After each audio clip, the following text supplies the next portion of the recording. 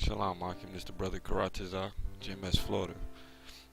First off, I want to give all praise to YAHAWASHI, YAHAWASHI. Double honors to our elders. Our elders are great millstone. Yeah, so we're gonna get into it, man. So this is just a little quick, little quick hit, man. Reason I want to bring this out is because we had camp the other day, or yesterday actually, and this guy came up and he seen the 12 tribe sign. He must have already knew we were Israelites. So he said, yeah, man, you know what the problem is? You guys only think Israel can be saved. Jesus came to save everybody. So we corrected him and said, well, he didn't come to save everybody. He came to save the children of Israel. I then proceeded to explain the whole process to him. Yahushua came to save the children of Israel, and the children of Israel only, because the children of Israel must be saved to set up the kingdom, because the children of Israel are special in this case because they are the rulers and priests of the kingdom.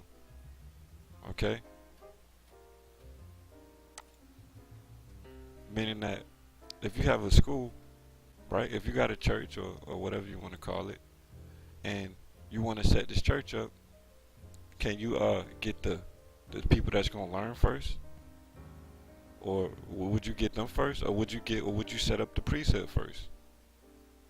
No, you would set up the priesthood, right? So this is how the Most High is running his program. He's setting up the priesthood for the kingdom to come, for the world to come. For the world to come to be in peace, there must be the laws. There must be righteous laws set up for the people to follow, and there must be teachers of that law, and there must be judges and executioners of that law.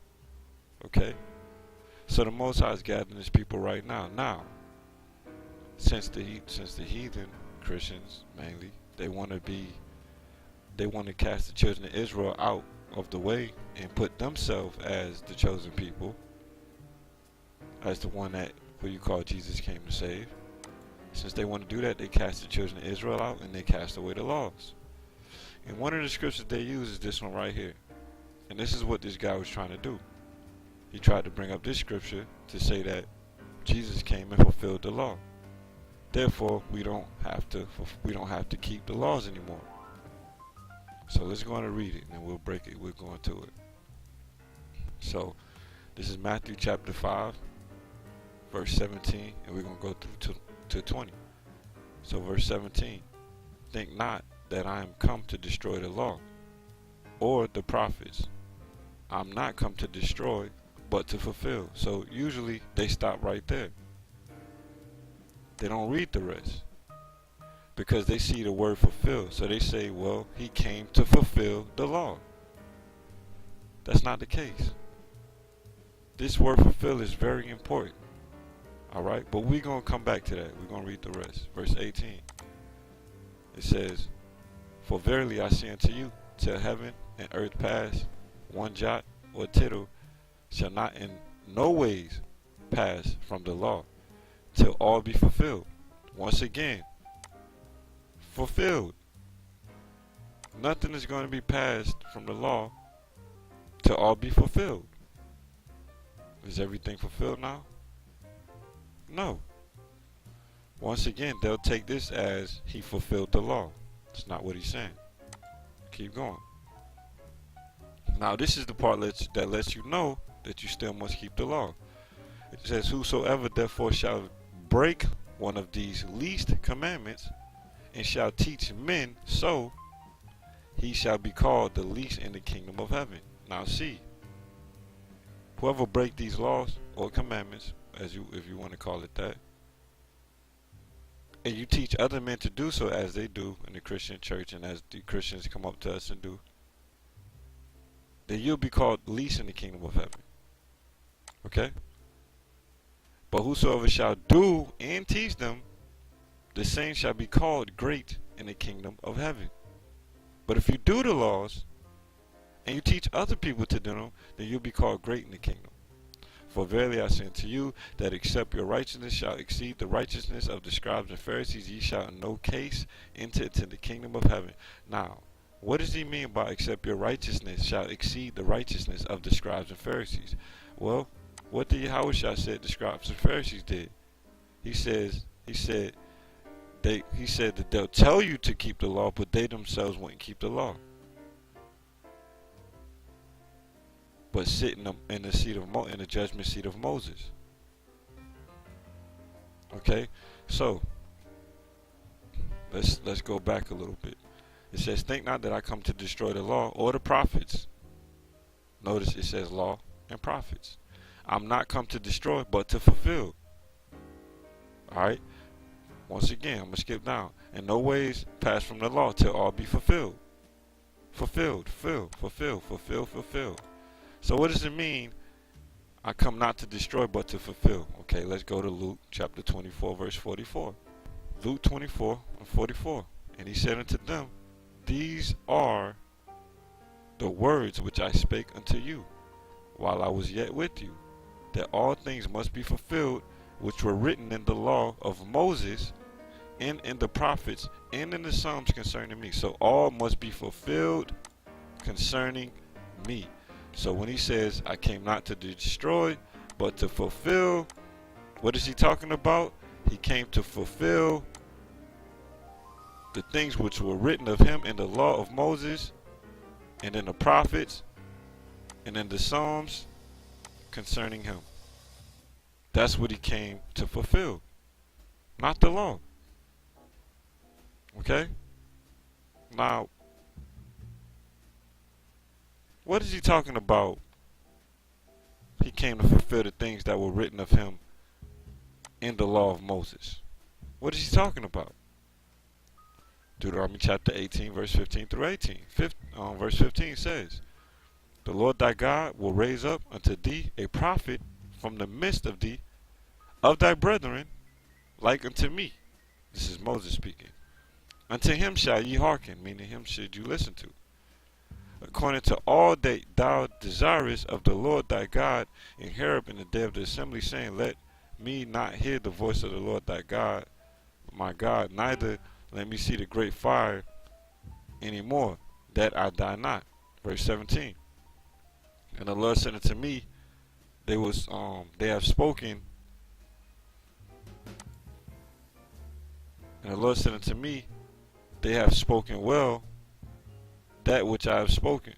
I will raise them up a prophet from among their brethren, like unto thee, and I will put my words in his mouth, and he shall speak unto them all I shall command him." This is speaking of YAHAWASHI. This is what he's talking about, and written of him in the law of Moses. Now, how do we know that YAHAWASHI came to fulfill? Alright, how do we know he didn't come to fulfill the law, but rather he came to fulfill prophecy? Alright, we're not saying that he wasn't supposed to keep the law perfectly, but what we're saying is, when it says that he came to fulfill but not to destroy, it means that he came to fulfill the prophecies. How do we know that? Revelations 19 to 10. Revelations 19 to 10. "And I fell at his feet to worship him. And he said unto me, See thou do it not. I am thy fellow servant, and of thy brethren that have the testimony of YAHAWASHI. Worship God, for the testimony of YAHAWASHI is the spirit of prophecy." So, what is prophecy? Pro meaning before, and facade meaning to speak. So what does it mean? He came in the spirit. His testimony is the spirit of prophecy. Why? Because there was things written of him that had to be fulfilled. That's why he said in Luke 24:44 that all things must be fulfilled which were written of the law of Moses, and in the prophets, and in the Psalms concerning me. His testimony was prophecy. That's what it means he came to fulfill. That's why it says that. That's why it says, "I came not to destroy, but to fulfill," because his testimony was the spirit of prophecy. He came in the spirit of prophecy. Now let's go through some of the prophecies. Let's go through what he came to fulfill. Just a couple of them, because there's many in the Old Testament, but we'll just go through some of them. All right. So Matthew chapter 1 verse 25. and knew her not till she had brought forth her first son, and he called his name Jesus, which is YAHAWASHI in the Hebrew, which it means Yah means he, Hawashai means to save. He who is to save. Matthew 2:13 through 18. And when they were departed, behold, the angel of the Lord appeared to Joseph in a dream, saying, Arise and take the young child and his mother and flee into Egypt, and be thou there until I bring thee word, for Herod will seek the young child to destroy him. When he arose, he took the young child and his mother by night and departed into Egypt, and was there until to the death of Herod, that it might be fulfilled. There you go, you see that word fulfilled. That it might be fulfilled, which was spoken of the Lord by the prophets, saying, Out of Egypt have I called my son. This is, see, Yahawashi, who you call Jesus, had to fulfill this prophecy. That's why he said, I come to fulfill. Verse 16. Then Herod, when he saw that he was mocked of the wise men, was exceeding wroth, and set forth and slew all the children that were in Bethlehem, and in all the coasts thereof, from 2 years old and under, according to the time which he had diligently inquired of the wise men. Then was fulfilled, here it goes again, then was fulfilled that which was spoken by Jeremy, or which is Jeremiah, the prophet, saying, In Ramah was there a voice heard, lamentation, weeping, and great mourning, Rachel weeping for her children, and would not be comforted, because they are not. Alright, so this is prophecy. This is why he came. This is why he said he come not to destroy, but to fulfill. It's not talking about the law. Isaiah chapter 9 verse 6. Another prophecy. It says, For unto us a child is born, unto us a son is given, and the government shall be upon his shoulders. And his name shall be Wonderful, Counselor, the Mighty God, the Everlasting Father. Why? Because, why is he called the Everlasting Father? Because Yahawashi, through the commandment of the Most High, created all things within the universe. Okay? Okay? So, the Everlasting Father, the Prince. But notice it says, and the government shall be upon his shoulder. Okay? Luke chapter 1 verse 31 through 33. This is where it's being fulfilled. And behold, thou shalt conceive in thy womb, and bring forth a son, and shalt call his name Jesus. He shall be great. Remember, here it says, and he shall, his name shall be Wonderful, Counselor, Mighty God. Okay, Luke, it says, he shall be great, and shall be called the Son of the Highest. And the Lord shall give unto him the throne of his father David. And he shall reign over the house of Jacob forever, and of his kingdom there shall be no end. Now look, it says, and the government shall be upon his shoulder.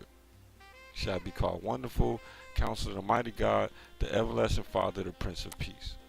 So you see, this is Yahawashi fulfilling prophecy. Okay? So, he's not talking about fulfilling the law. He's talking about fulfilling prophecy. So with that, I'm CHAARAWTAZA, GMS Florida. Hope y'all brothers were edified. Just a quick little lesson. So we say all praise YAHAWASHI, no more honors to our elders. Alright. Shalom, Akim.